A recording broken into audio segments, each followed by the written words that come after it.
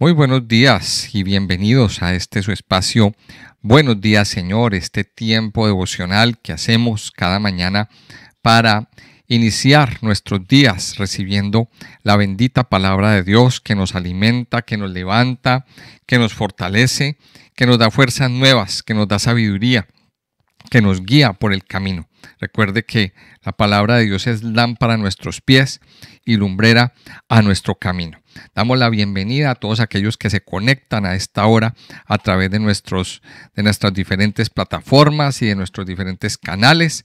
Invitarles a que se suscriban a nuestro canal, invitarles también a que escuchen este audio hasta el final, invitarles a que le den me gusta a este contenido, que lo compartan con otras personas y como ya les dije hace un momento, pues suscríbanse y así vamos formando una comunidad de personas amantes y estudiosas de la bendita palabra de Dios. Vamos entonces a la Biblia a continuar con nuestro estudio, ya casi terminando el libro de Oseas en el capítulo 13.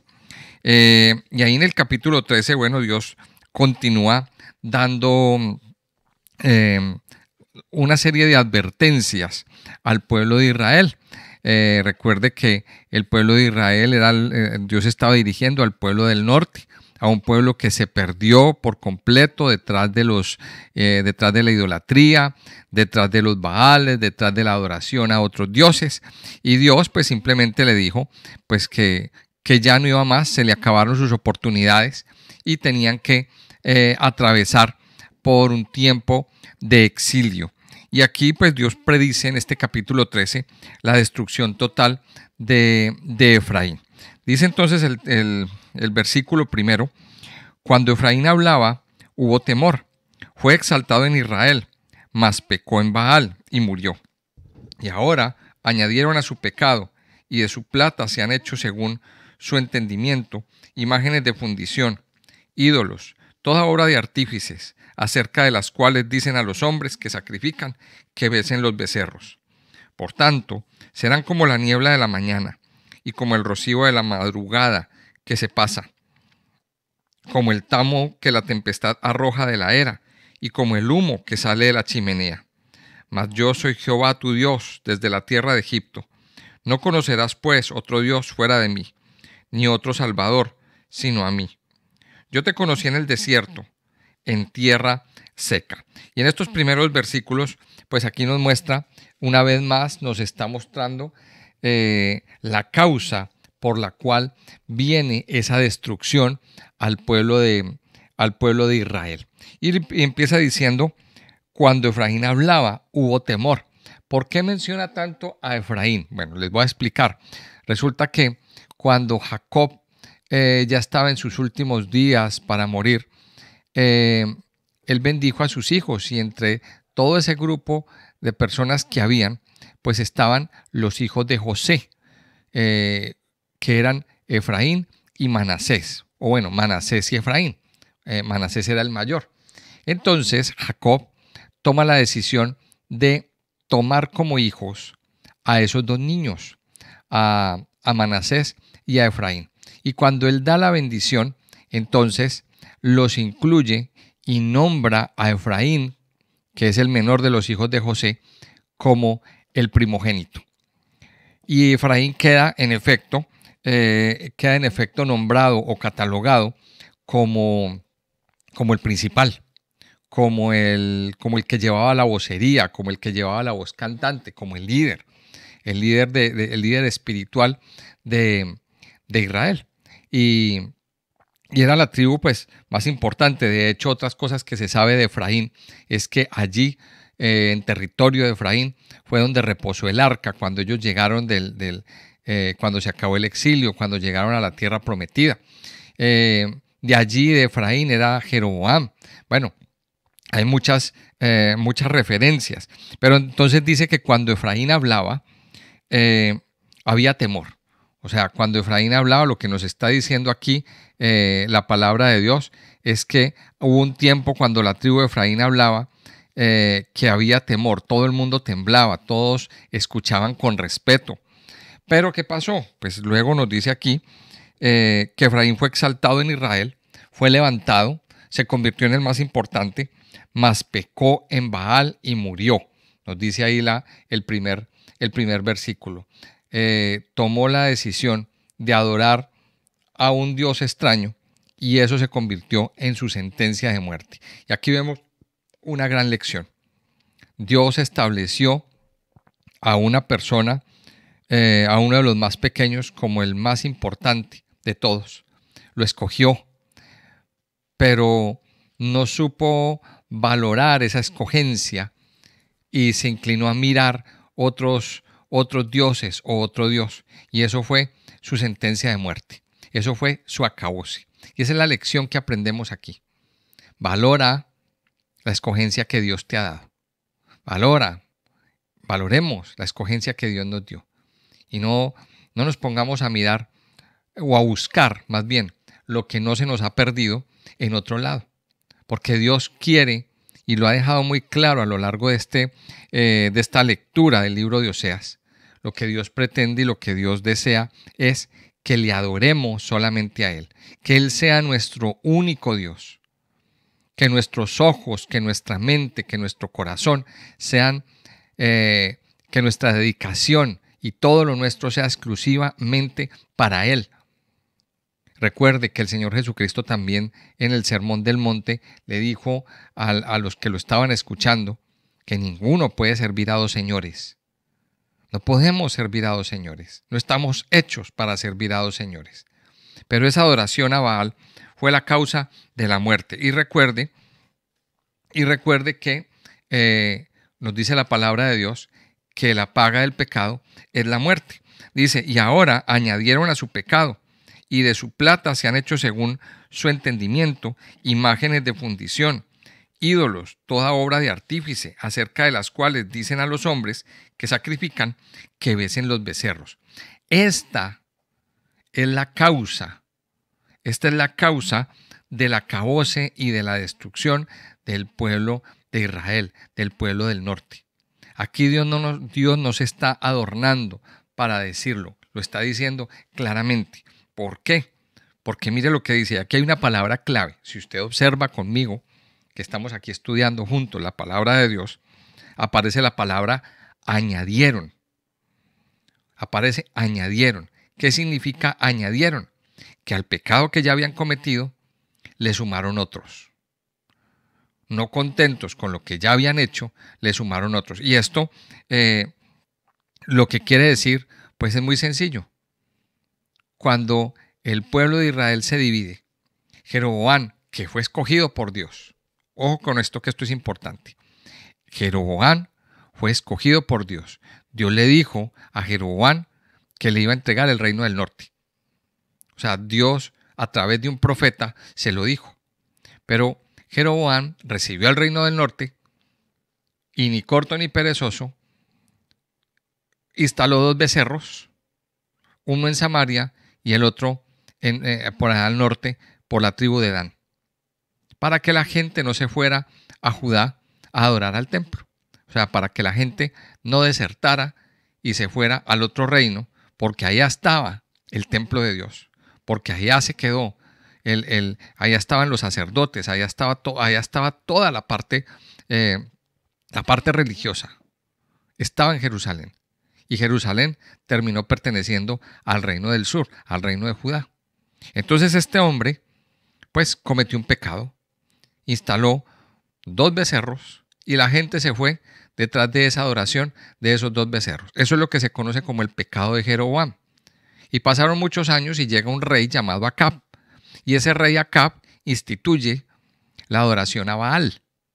Mire esto, instituye la adoración a Baal. O sea, si antes estaba mala la cosa, ahora con el rey Acab y con Jezabel se pone peor.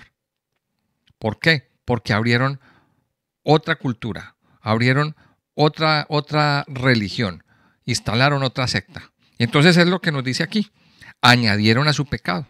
O sea, no contentos con hacer una cosa mala, ahora siguen pecando y siguen haciéndolo. Y esa es una palabra que es clave para entender. Entonces, este versículo que nos lo ilustra aquí claramente el libro de Oseas, nos dice claramente, dice que hicieron de su plata, se han hecho, según su entendimiento, según su imaginación, imágenes de fundición, ídolos, toda obra de artífices, acerca de los cuales dicen a los hombres que sacrifican que besen los becerros. Y esa parte de besar los becerros, pues eso es era una forma de adoración. Y creo que hoy lo podemos ver en muchas partes. Sabemos que la idolatría está muy arraigada a una iglesia en particular, a la iglesia católica, está muy arraigada. Y sacan sus imágenes, sacan sus esculturas en determinados tiempos del año y la gente pasa y las besa. Eso es idolatría. O sea, eso de besar la imagen ha sido desde mucho tiempo antes. Eso es una forma de adoración. Entonces aquí vemos la causa en el versículo 2. Pero miremos el versículo 3 lo que nos dice. Dice, por tanto serán como la niebla de la mañana y como el rocío de la madrugada que se pasa, como el tamo de la tempestad que la tempestad arroja de la era y como el humo que sale de la chimenea. O sea, en otras palabras, van a dejar de existir, se van a esfumar como la niebla, como el humo. El viento los va a arrastrar como las hojas secas, como un humo que sale de la chimenea. Eso es lo que está diciendo. Eso es lo que dice. O sea, van a ser tan efímeros que como el humo van a ser. Van a ser arrastrados y van a ser dispersados hasta que muy sutilmente desaparecen en el aire. Eso pasa con el humo, ¿verdad? Cuando usted lo ve salir de la chimenea, una nube negra, una columna negra de vapor, pero se lo va llevando el viento y se va dispersando hasta que ya no se ve más. Eso es lo que Dios está diciendo. Entonces, aquí estamos viendo en el versículo 2 y en el versículo 3 dos cosas, una causa y una consecuencia. Y eso es una cosa que tenemos que tenerla muy clara cuando estudiamos la palabra de Dios. Siempre hay una consecuencia. Siempre hay una consecuencia. O sea, esa dispersión tan dolorosa, eso que sucedió ahí, que fue tan doloroso para el pueblo de Israel, pues no fue gratuito. Eso tuvo una causa. Recuerde siempre que la paga del pecado o la consecuencia del pecado siempre será la muerte. Y esto va muy consonante, muy concordante con lo que Dios dijo en Deuteronomio 28, que iba a venir una nación extranjera y se los iba a llevar si seguían pecando, si no guardaban la palabra de Dios, si no obedecían la palabra de Dios. Dice el versículo 4, mas yo soy Jehová, tu Dios, desde la tierra de Egipto. No conocerás pues otro Dios fuera de mí, ni otro Salvador, sino a mí. Yo te conocí en el desierto, en tierra seca. Y aquí Dios una vez más le está diciendo a su pueblo, pero yo soy su Dios. Aunque usted no me quiera ver, aunque usted no quiera apreciarme, aunque usted no tenga ojos para mí, yo voy a seguir siendo Jehová su Dios. Dice, yo soy Jehová tu Dios desde la tierra de Egipto. Y lo dice, ustedes no van a conocer otro Dios, no van a conocer otro Salvador, porque yo he sido el único desde que estabas en Egipto. Dios una vez más le está recordando al pueblo de Israel que hicieron un pacto. Ustedes y yo hicimos un pacto. Eso es lo que Dios está recordando hoy. Y lo que Dios nos deja ver aquí en el libro de Oseas es que a pesar de que muchos se alejen, a pesar de que muchos se aparten de Dios y se vayan detrás de otras cosas, detrás del placer, se van al mundo, se van a, llamémoslo, disfrutar de la vida, esas cosas que técnicamente se conocen como pecado. Dios sigue siendo su Dios, pero tendrán que llegar a un punto en que lleguen a un límite o a un aprieto, digámoslo así, para que se encuentren con Dios.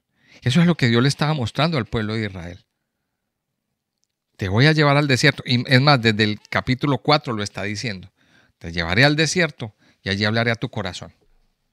Esa es la palabra que Dios le estaba dando al pueblo de Israel. Y dice, y yo te conocí en el desierto, en tierra seca.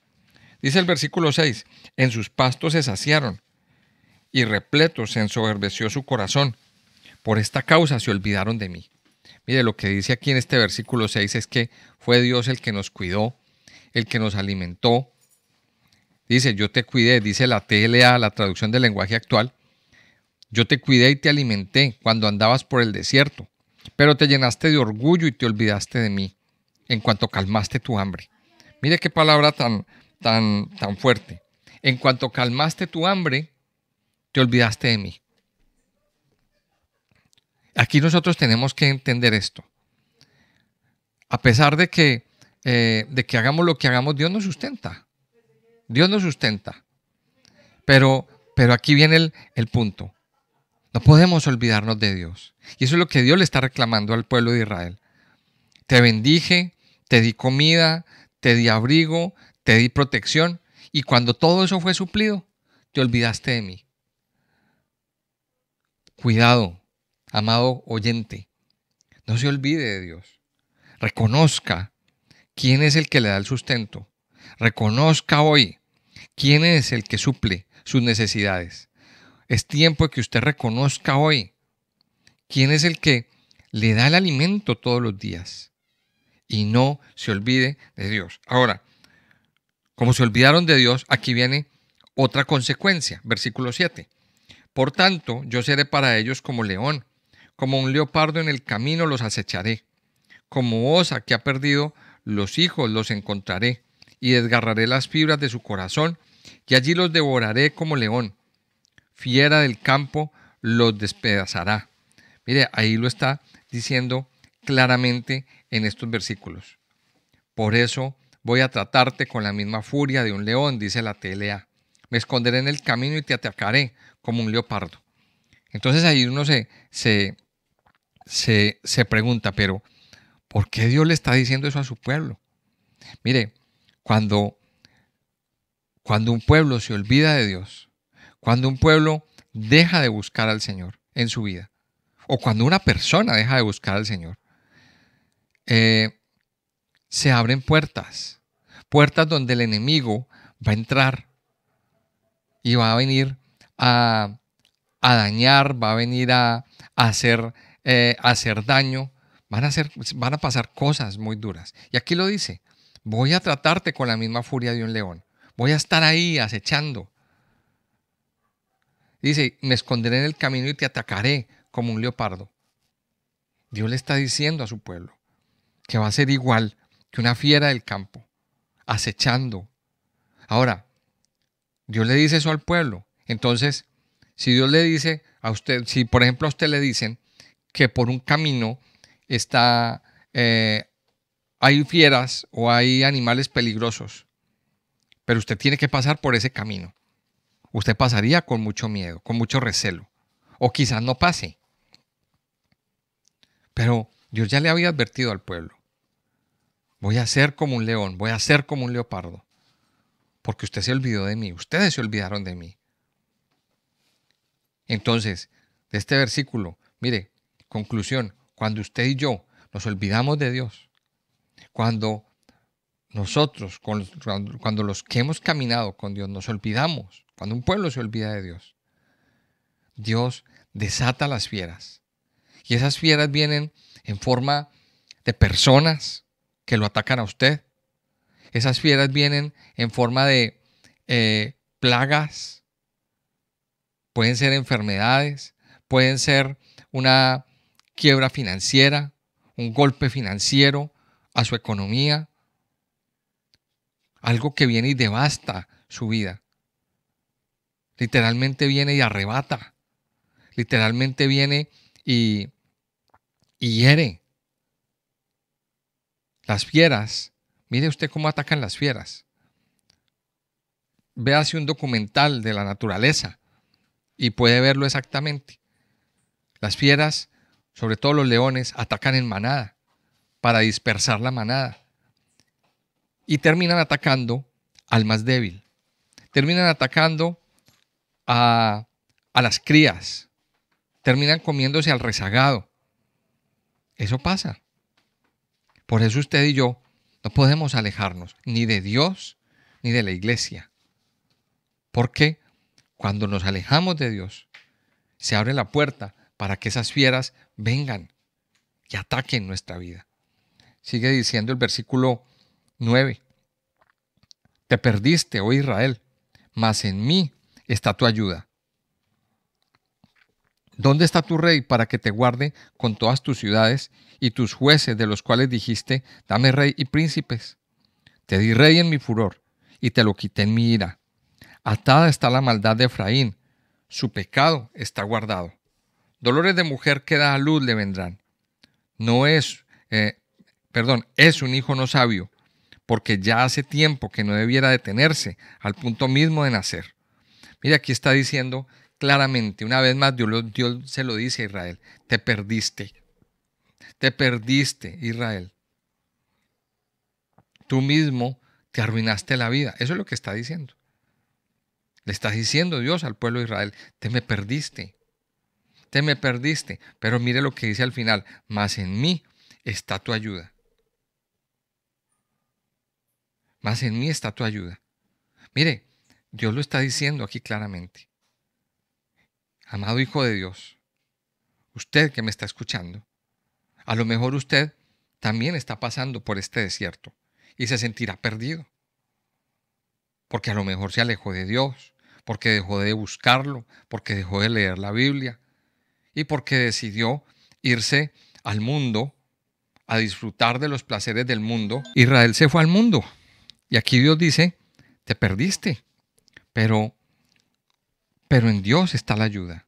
Y aquí es donde tenemos que reconocer cuando ya todo está acabado, cuando ya todo está arruinado. A veces Dios permite que estas cosas pasen para que los hombres y los seres humanos reconozcan de dónde viene la ayuda, de dónde viene la verdadera ayuda. El pueblo de Israel se arruinó, se perdió, pero Dios siempre está por ayudar. Y luego pregunta, ¿dónde está tu rey? Para que te guarde con todas tus ciudades y tus jueces, de los cuales dijiste, dame rey y príncipes. Mire, recordemos que el pueblo de Israel llegó un momento en que pidió rey. Dios mismo era el rey. Dios mismo era el que mandaba a través de los jueces, a través de Samuel. Dios protegía, Dios proveía, Dios hacía todo.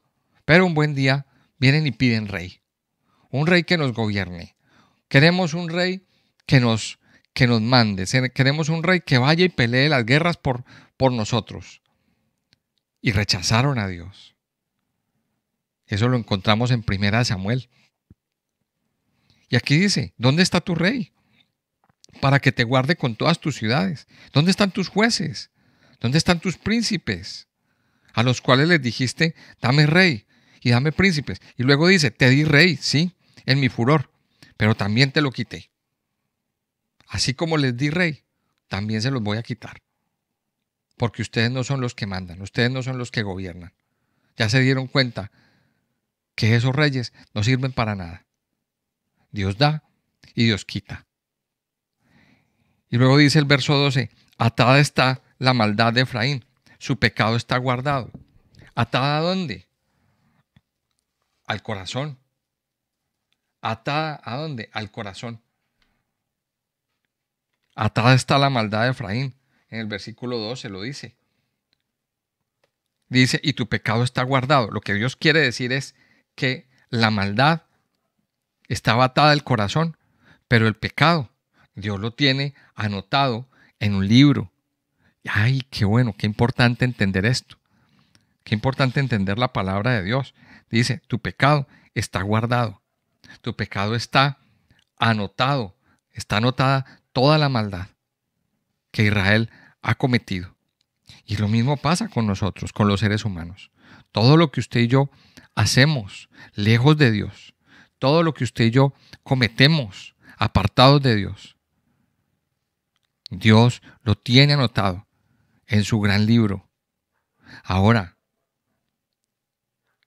esos pecados están ahí y por esos pecados somos dignos de muerte. Pero por eso el Señor viene y envía un Salvador. Y esto es una de las cosas más hermosas del amor de Dios. Hay una lista de pecados delante de Dios. Una lista por la cual somos dignos de muerte y somos sentenciados a una pena. Pero luego viene nuestro Salvador, el Señor Jesucristo, y viene y quita esa pena. Y se lleva esa pena con Él, sobre sus hombros. Dice, dolores de mujer que da a luz le vendrán.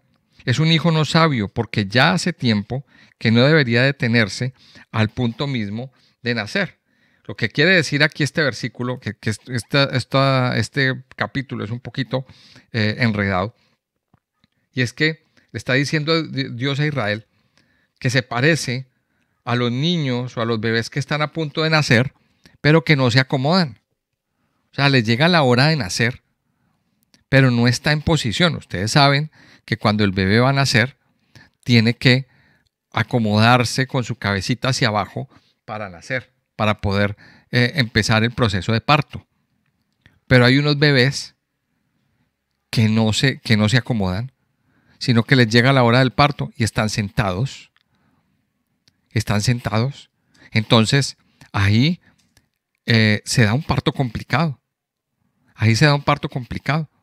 Entonces, es lo que Dios está diciendo. Es un hijo no sabio. ¿Por qué? Porque ya hace tiempo que no debiera detenerse al punto mismo de nacer.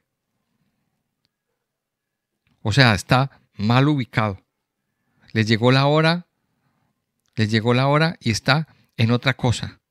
Dios está comparando esto con un niño que viene sentado. Dice el versículo 14, póngale atención. De la mano del Seol los redimiré, los libraré de la muerte. Oh muerte, yo seré tu muerte, y seré tu destrucción, oh Seol. La compasión será escondida de mi vista. Mire, y este versículo es uno de los versículos tal vez más difíciles de interpretar de la palabra de Dios. Mucha gente lo ha interpretado de una manera y de otra. Pero justamente este versículo es el que toma el apóstol Pablo en 1 Corintios 15. Y aquí hay una cosa bien bonita, haciendo un paréntesis en el estudio de la palabra de Dios. Y es que la misma Biblia a nosotros nos aclara lo que no entendemos. Entonces, en 1 Corintios 15, versículo 55, nos dice el apóstol Pablo lo siguiente. Dice, vamos desde el 54, perdón. Dice, y cuando esto corruptible se haya vestido de incorrupción, y esto mortal se haya vestido de inmortalidad, entonces se cumplirá la palabra que está escrita. Sorbida es la muerte en victoria. ¿Dónde está, oh muerte, tu aguijón? ¿Y dónde, oh sepulcro, tu victoria? Ya que el aguijón de la muerte es el pecado, y el poder del pecado la ley. Más gracias sean dadas a Dios, que nos da la victoria por medio de nuestro Señor Jesucristo. Mire lo que nos está diciendo aquí la palabra de Dios. La palabra de Dios nos dice en este versículo 14, primero, que habrá una redención. Dice, lo redimiré. Dice el versículo 14, de la mano del Seol los redimiré, los libraré de la muerte. Oh muerte, yo seré tu muerte, y seré tu destrucción, oh Seol. Mire lo que dice, oh muerte, yo seré tu muerte. Y si vamos a 1 Corintios 15, ahí nos aclara. Sorbida es la muerte en victoria. Como la paga del pecado es la muerte, aquí lo entendemos, como la paga del pecado es la muerte, y esa es la consecuencia del pecado, pues digamos que Dios a través del Señor Jesucristo va a matar la muerte. Eso suena como ilógico, pero es lo que dice aquí. Oh muerte, yo seré tu muerte. Y dice al final, la compasión será escondida de mi vista. Versículo 15. Aunque él fructifique entre los hermanos, vendrá el solano, viento de Jehová.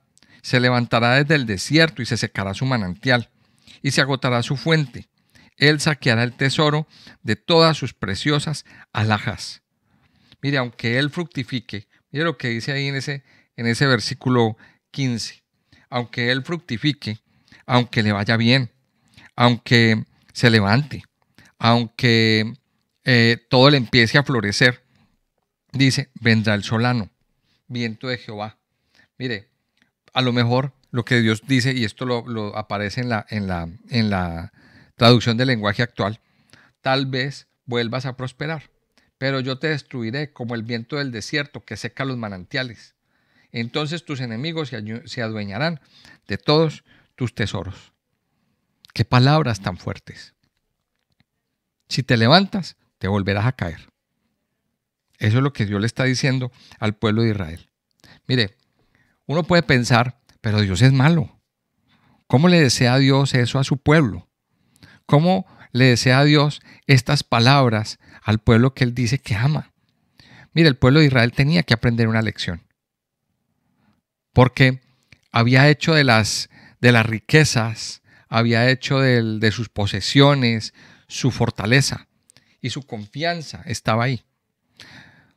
Pero pusieron su confianza en esas riquezas, en esas fortalezas, en los negocios, en el dinero, y se les olvidó que debían de confiar en Dios. Por eso entonces Dios viene y les quita todo. Dios viene y les quita todo en lo que confiaban. Absolutamente todo en lo que confiaban. Para que se den cuenta que ese Dios en el que pusieron sus ojos no sirve para nada. El único Dios verdadero es aquel que llena todo. Y ahí era donde Dios les quería demostrar a ellos. ¿Por qué Dios les quita todo? Para que ellos, cuando estén sin nada, pongan sus ojos en el Señor y levanten su mirada al Señor. Desafortunadamente, hay muchos hombres y mujeres que les tiene que pasar eso para que reconozcan a Dios en sus vidas. Que se tiene que ver en la más mala para que reconozcan a Dios en sus vidas. Eso es lo que Dios le está diciendo al pueblo de Israel. Ese enemigo saqueará el tesoro de todas sus preciosas alhajas. Y el versículo 16, muchos estudiosos, al igual que les expliqué antes, muchos estudiosos coinciden en decir que es el primer versículo del capítulo 14.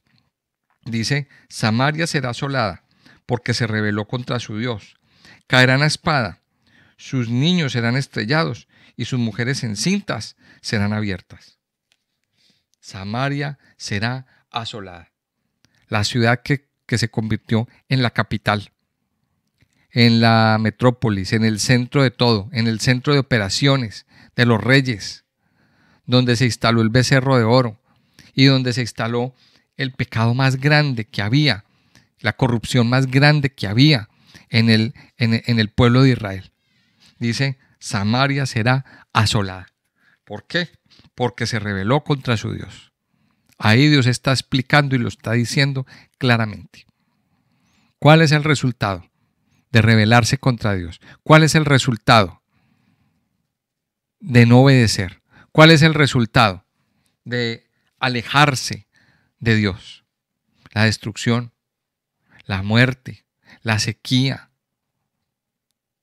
la sequedad espiritual, la falta de fruto y el hecho de que haya una dispersión, de que tengan que irse errantes por el mundo sin una identidad clara, sin saber quiénes son, a rodar por un lado, por otro y por otro, y a perder de vista de dónde venían. El pueblo de Israel, estas 10 tribus que se alejaron de Dios, que se pervirtieron, quedaron perdidas, quedaron sin una identidad, quedaron sin un norte, sin saber quiénes eran. ¿Entiende el mensaje, amado hijo de Dios? A lo mejor usted y yo también estamos, o usted que me está escuchando, estamos viviendo eso. perdidos, sin rumbo, sin una identidad, yendo de aquí para allá, dispersados. Es hora de volverse al Señor. Es hora de volvernos a Dios. Yo le invito a que oremos. Padre Santo y Poderoso, te damos gracias en este día, Señor. Gracias por darnos esta oportunidad de escuchar tu palabra, de recibir, Señor, a través de tu palabra el mensaje de salvación. Gracias por darnos oídos para oír. Ayúdanos, Señor, a guardar esta palabra, Señor, en nuestro corazón y a renunciar en nuestra vida a todo pecado, a toda actitud pecaminosa, a toda actitud de rebeldía en contra tuya, Señor. Ayúdanos hoy, Padre Santo y Poderoso, a mirarte a ti, solamente a ti, a buscarte todos los días de nuestra vida, a arrepentirnos, mi Señor, de todo corazón, a reconocer que hemos pecado, que hemos fallado. Padre, ayúdanos a mirarte a ti, a adorarte a ti, a no descargar nuestra adoración a otros dioses y a otro, Señor, que no seas tú. Padre Santo, hoy nos ponemos delante de ti, Señor, y te pedimos que nos ayudes, Señor, a volver nuestro rostro a ti, a dejar atrás todo aquello que a ti no te agrada, a dejar atrás, Señor, todo aquello que tú aborreces. Gracias, Padre Dios, por escucharnos, por recibirnos y por derramar tu amor grande, poderoso e incondicional sobre nuestras vidas, Señor. Yo te alabo, Padre, y te bendigo en este día en el nombre precioso de Jesús. Amén y amén.